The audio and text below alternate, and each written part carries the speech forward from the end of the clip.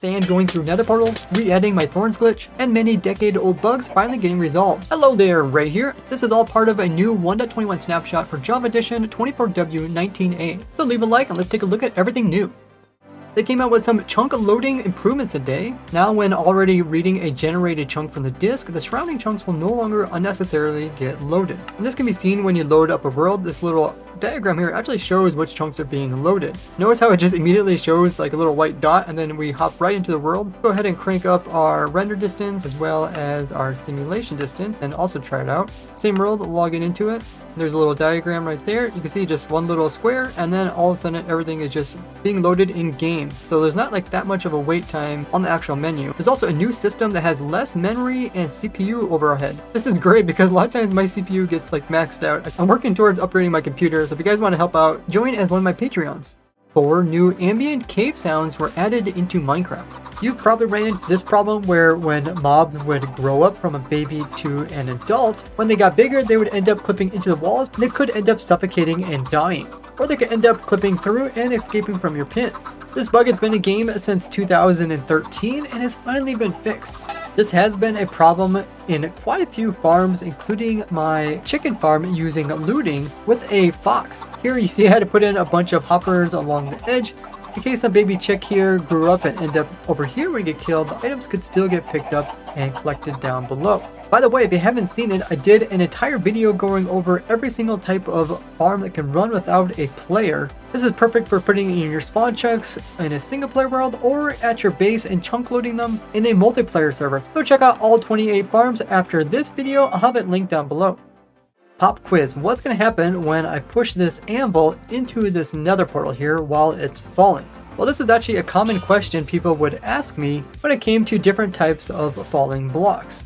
And as you can see, the anvil went right through the portal and did not get teleported by the actual nether portal. Now this is different than when it comes to like the end dimension.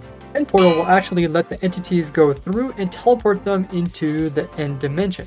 And this was actually a bug in the game for over 11 years. But now it's fixed so the stuff can go through portals. So you might be wondering, since these falling blocks can go through portals, does that mean we open up a new way to duplicate without just having to use end portals and now also use nether portals?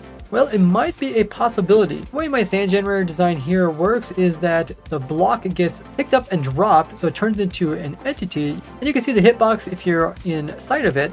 This means when this piston comes out with the slime, it does move it through the air and gets it really close to this portal here. And because it's still an entity and it touches the portal, it gets teleported over to the end dimension. But at the same time, it also lands on the top of this block here, and it recognizes that it should also convert from an entity over into a block. So it turns into a block while the other entity went over to end dimension, creating 2 sands out of 1. And with my nether portal chunk loader loading this side, we can go over to the end dimension and actually watch the sand entity version come through as the duplicate. And then this is what we're actually breaking down and collecting in order to make a sand farm. So switching out the end portals with nether portals, they do constantly update and try to break off. But if we head through here, and you can see the sand actually did come through, but I'll have to do more testing on this. And you can watch me test live over at my Twitch live streams. Now Minecraft mode's always been a bit glitchy. There were some pretty weird glitches where you could clip into blocks. A lot of them have been fixed over time, but this one here was still in the game. It appears that the player is sinking down to the ground and the boat's kind of just jittering there. And you can see if we get out of the boat, all of a sudden the boat clips through the ground and actually fell through underneath. This is one way you could clip through some blocks if you're like trying to get into some secret base. And I showed a bunch of these clipping boat glitches in this video here, but now this one's no longer in the game. Now the dupe bug from last week, where you can put an item in and then just keep pulling out more items from the single crafted one in the center here, was fixed this week. Another bug from 2013 had to do with spamming, and you could actually spam so much in single player that you could have the game kick you from your own world for spamming in the chat. Now this was a fun thing people would do, and it didn't really cause too much harm, but it was still a bug, so it finally got fixed. Let me know if you knew about this one. This next old bug had to do with brewing. You can make progress in your brewing stand, But then when the chunks get unloaded, when they were reloaded again, notice that the brewing progress got completely reset and had to start all over again. This will no longer happen, so if your auto brewer is on the edge of chunks so it's constantly getting loaded and unloaded, you'll still be able to make progress and get tons of potions in the meanwhile. Ever threw an ender pearl and then when you went to spectator mode and your pearl hit, you actually got teleported even though you're in spectator mode. While this apparently wasn't intended, so now if you don't want to get teleported by a pearl while you're testing something, you can always switch it to spectator mode really quickly. By the way, quite a few of you guys ask how I'm able to switch from creative to spectator mode or from survival into spectator mode so quickly. This is by pressing F3 plus N, which I have mapped onto my controller. And yes, I play Java on a controller. Now when it came to using overstacked items, you typically can't get these in survival, but I have shown some glitches where you could get something like this in the past. I'll put them down in the description. But oftentimes when using these, if you'd place down whatever was inside of something like a bucket, or if it had some other type of use, it would switch a whole stack to just a single one. There was also a positive to this. If you guys see my past videos where I had like overstacked music disc and use them on a jukebox, you can actually duplicate the music disc by doing this. That's no longer possible, and they also fix all bugs related to overstacked things changing when being used. So if you do have some overstacked stuff in your world, you're less likely to destroy it by accident. Now when using a dispenser with glass bottles to harvest from some bee nest, typically what happens if the dispenser is full, it will scoop up some of the honey and then it will drop the honey bottle inside of the nest and it'll get picked up by the hopper down below. But if there is a space in the dispenser, the honey bottle will end up back in here. Now all this is normal and fine, but now the honey bottles are stackable up to 16.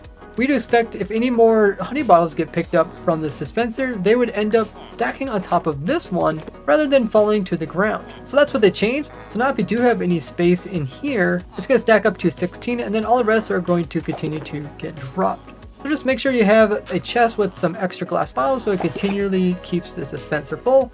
That way none of the honey bottles can end up being picked up from that, and instead they'll all end up being picked up by the chest and hoppers underneath. Now with last week's big changes to enchantments, a few bugs were accidentally created, such as the quick charge enchantment wasn't actually charging up things quickly. Enchantments that are supposed to do more damage to certain types of mobs now work. Soul Speed Boots was making your FOB constantly switch when jumping on Soul Sand. Riptide enchantment not actually working properly. Sweeping attacks not being consistent. Offhand Fire Aspect could apply fire onto the mobs hit with the trident. Any type of waterlogged block when it got in contact with Frostwalker Boot would just get immediately deleted. A similar problem was also in the game when they first introduced waterlogged blocks. Bane of Arthropod Storm would once again give the correct slowness enchant effect onto spiders as they accidentally made it lower last snapshot. Lighting candles while they're underwater, which is normally not possible, so you can collect these as a rare if you do that in snapshots. The Fire Aspect enchantment, which is used to now light candles by clicking on them, was accidentally also made so you could light up copper bulbs, light up a furnace, light up redstone blocks, light up redstone torches, or light even a campfire.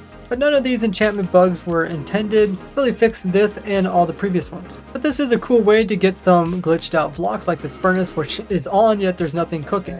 They also fixed one of the bugs I reported, which is lighting candles with your Fire Aspect sword wasn't making any vibrations that the skulk sensor could hear, despite lighting candles other ways would actually create a signal.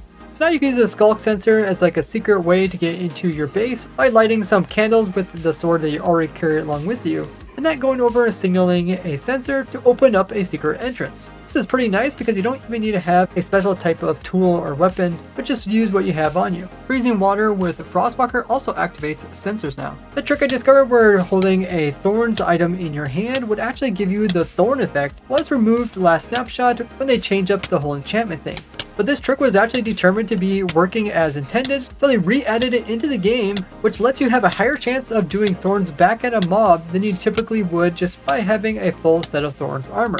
I use this in my AFK dragon killing machine and other AFK looting farms. Now the Windburst enchantment wasn't working consistently, and sometimes players would actually take fall damage even if they were successful. So that was fixed, and also a few other ones related to the mace. Like you can once again add Fire Aspect onto it, and if you have any type of Breach enchantment on it, you will not be able to add the Density one as well, as this was seen as being too OP. Maces will now once again be able to push everything when they hit onto stuff, right before they were forgetting to push players back. The drop rate when it came to wither skulls from wither skeletons was accidentally reduced by a percentage, so now it's back to the previous drop rate.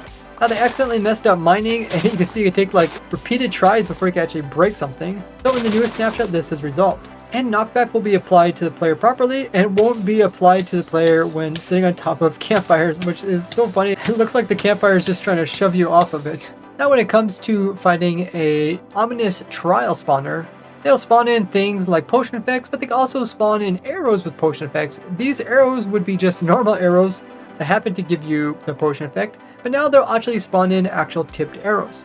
They made a change to copper balls, but it only has to do with the sound. Instead of having a designated on and off sound, they have one sound. I think it's just played at 2 different pitches. The game will no longer crash when trying to upgrade zombie villagers from version 1.9 to the most recent one. With the data pack being updated to version 43, there's now an option to give food a new component, where after you eat a food, it'll be swapped out with a different item. They also came in and renamed a lot of different types of tags. Entity effects types got some new triggers, and there's a special predicate which lets you decide if you want damage to be direct or indirect. There's also quite a few bugs related to commands got fixed, as well as less noticeable bugs and some other variety. Now watch me try to design a sand duper using nether portals. That's over at my Twitch livestream, link down below, and I do stream every Wednesday, Friday, Saturday, Sunday at 2 p.m. Eastern. I'll see y'all over there. Bye bye!